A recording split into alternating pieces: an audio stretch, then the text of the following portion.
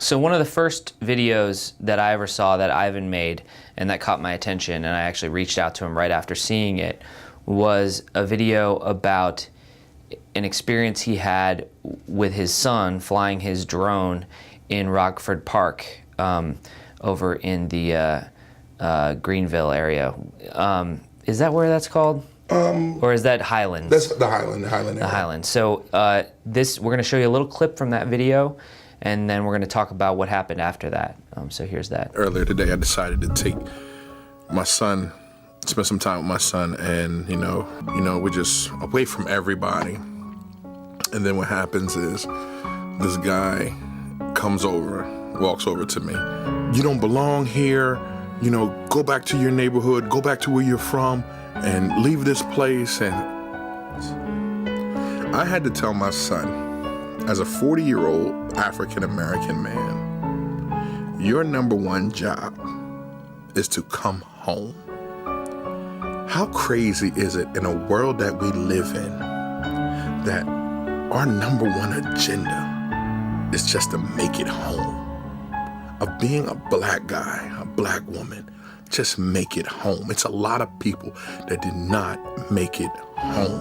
And this could have been a night that Ivan Thomas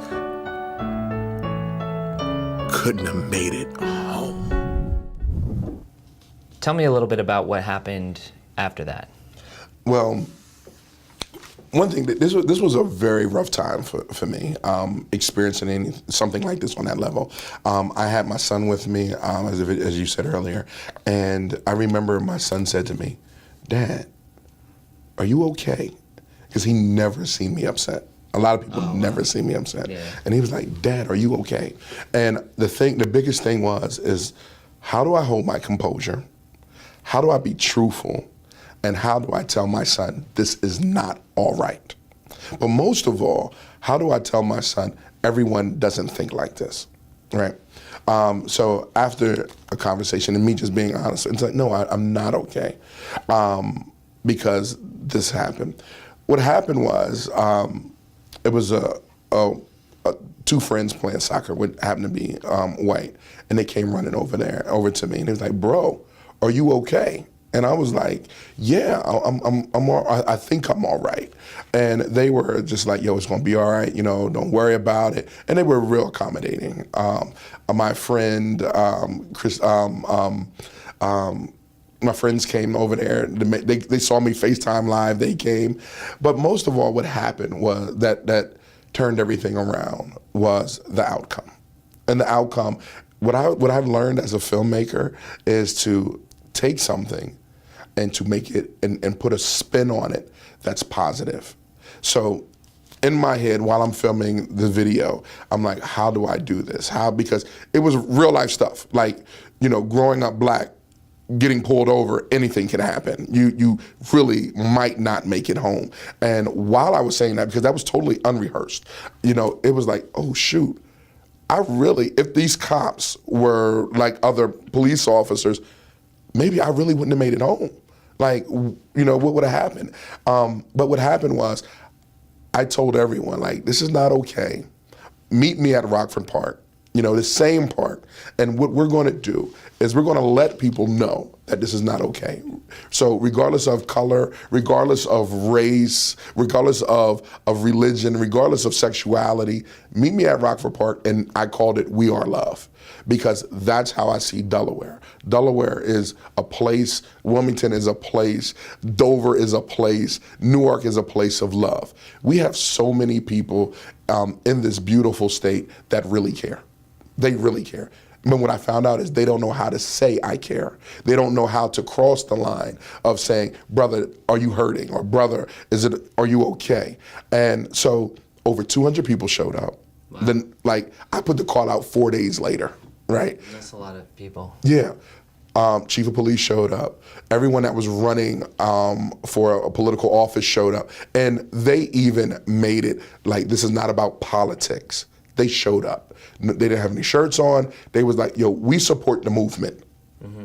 And that movement is strong. It is about, forget your color. forget everything else.